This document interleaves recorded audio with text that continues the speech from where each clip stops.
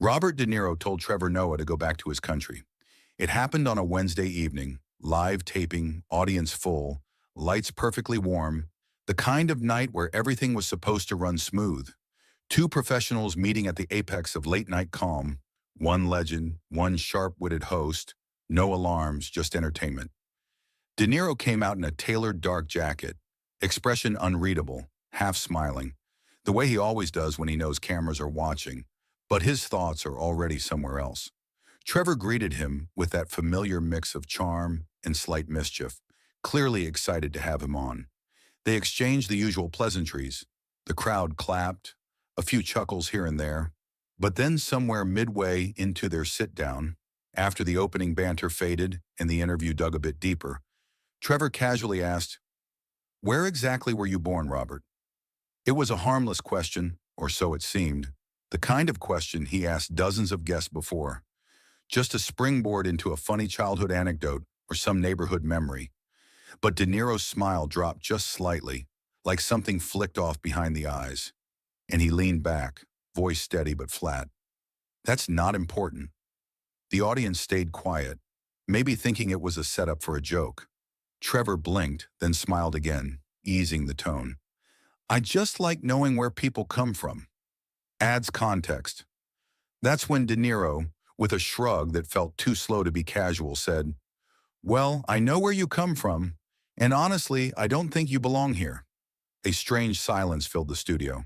Not shock, not laughter, just the sound of people trying to process if they heard what they thought they heard. Trevor didn't laugh.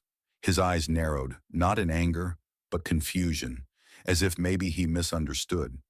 "Sorry," he said, still keeping his composure. De Niro repeated it, clearer this time. "Go back to your country." No punchline, no smirk, no rescue from irony. Just words, old and heavy, dropped in the center of a space where they didn't belong. For a beat, Trevor didn't speak. His mouth opened slightly, then closed. He turned his head just enough to glance toward his producers in the shadows, then back at De Niro. "What did you just say?" he asked, more to confirm than confront. De Niro's face was unreadable, and now the crowd was holding their breath. Not out of offense yet, but disbelief. De Niro doubled down. "You heard me," he said. "You're good at what you do, but this isn't your place. You weren't born here. This isn't home for you."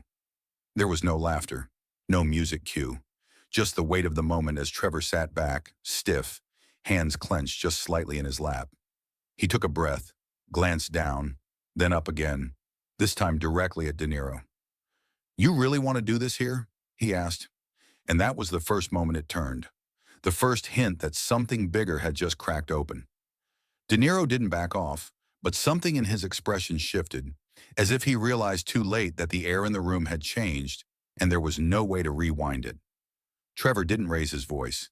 He didn't stand up. But what followed was the kind of silence that builds into a story people remember years later. The kind of silence that comes right before something splits.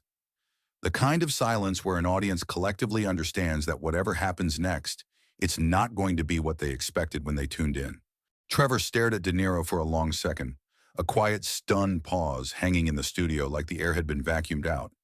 And for a moment he blinked twice and leaned slightly forward, unsure if this was some layered joke or obscure callback he had missed, trying to place it in a context that would make it make sense. Then asked slowly, cautiously, "Why would you say that?" His tone wasn't angry yet.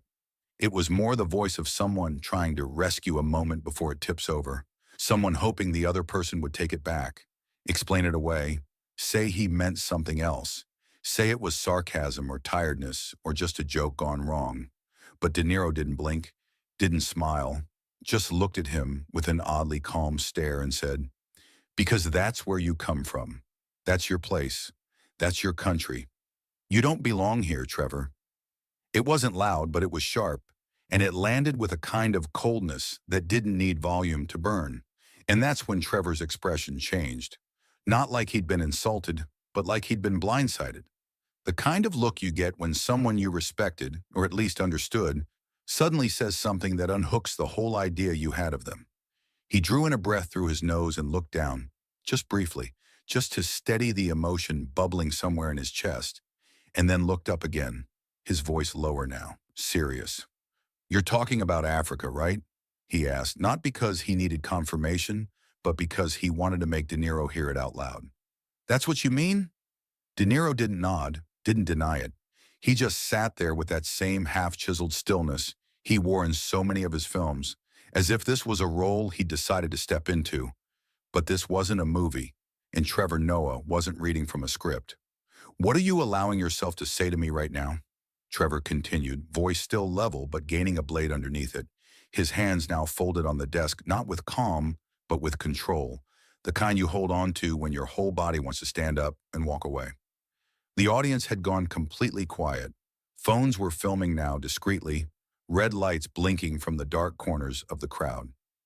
"You think I'm not American enough for you? You think because I was born somewhere else I can't belong here?" he asked, not rhetorical but challenging.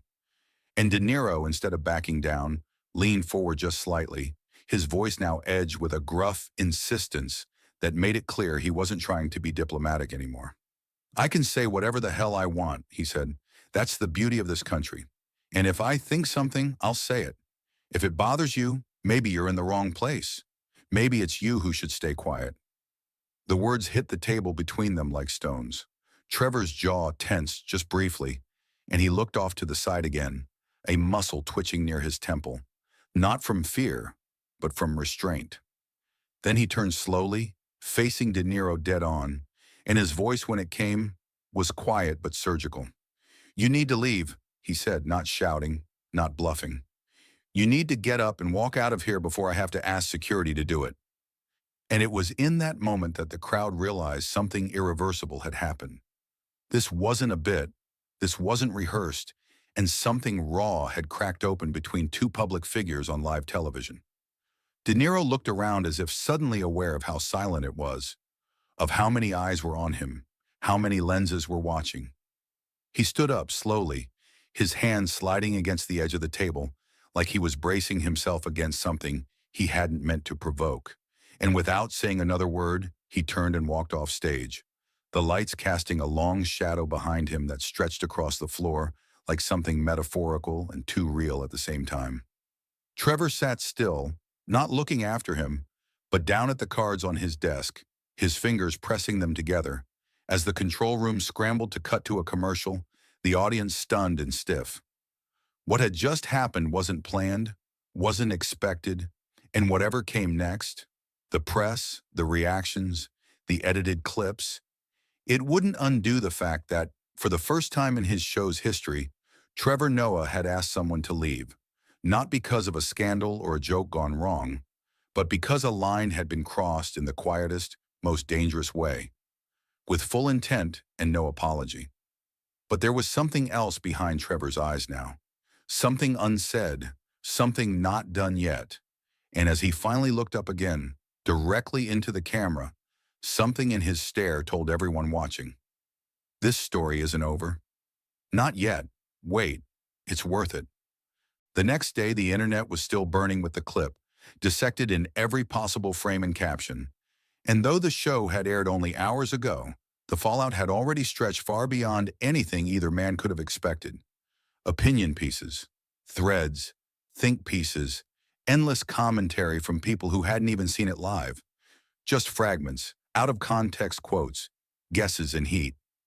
Trevor hadn't commented yet, hadn't posted anything, hadn't smiled for cameras that morning, just arrived at the studio quietly, earlier than usual, walking the long back hallway to his dressing room with the look of someone carrying something too complicated for one sentence.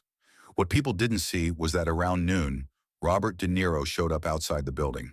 No cameras, no entourage, just him in a plain jacket and dark cap, holding nothing but his phone and a look that was missing all of last night's armor. Security hesitated, unsure what to do, but Trevor had already been told, and without saying much, he nodded and asked them to let him in. What happened next didn't go live, wasn't recorded, wasn't posted, just a quiet moment in the hallway near the side of the stage, where the two men stood facing each other like two sides of a mirror that had shattered the night before.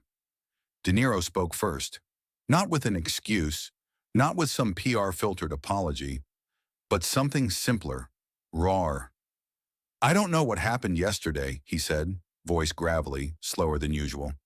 I had a bad day, something just broke in me, and I said things I didn't even realize I believed. Maybe I didn't even believe them. Maybe I just said them to hurt someone. I don't know, but it wasn't right. And I'm sorry. I really am. Trevor didn't say anything right away. He looked at him, really looked at him, like he was trying to measure the weight of the words, see if they were built on truth or just regret. And then, without any grand speech, he stepped forward and hugged him. Not a half hug, not a polite tap, but a full, tight, unscripted embrace. The kind you don't fake. The kind that says, okay, but let's not pretend it didn't happen. It wasn't clean, but it was real. They stood like that for a long moment before pulling apart. And then Trevor, finally smiling just a little, said, come on, let's talk. Somewhere without cameras.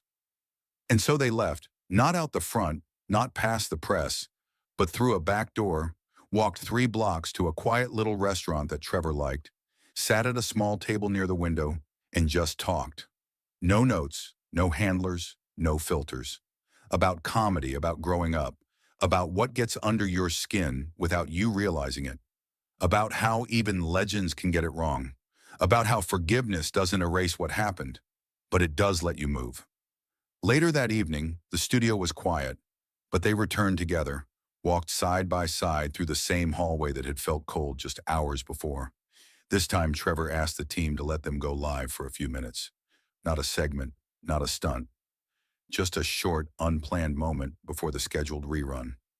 When they stepped back onto that stage, it was without applause, just presence. De Niro stood there, no makeup, no performance, and faced the cameras with the same calm tone he once used to play the men people feared. Last night, he said, I said something that shouldn't have been said. And I want to say this in front of whoever needs to hear it. Trevor Noah is not only one of the most talented comedians and hosts I've ever met, he's also one of the most patient, thoughtful, and strong people I've stood across from. I disrespected him, and I own that, and I respect him deeply. Trevor didn't add much, just nodded, said thank you, and added, it's easy to break something in a second, harder to fix it in front of people. That's what makes this moment matter. They didn't linger. They didn't milk it, just left the stage together quietly, the room holding that weighty calm that sometimes follows storms. But there was something in the way they walked, side by side now, that hinted this wasn't just an ending. It was the start of something better. Wait, it's worth it.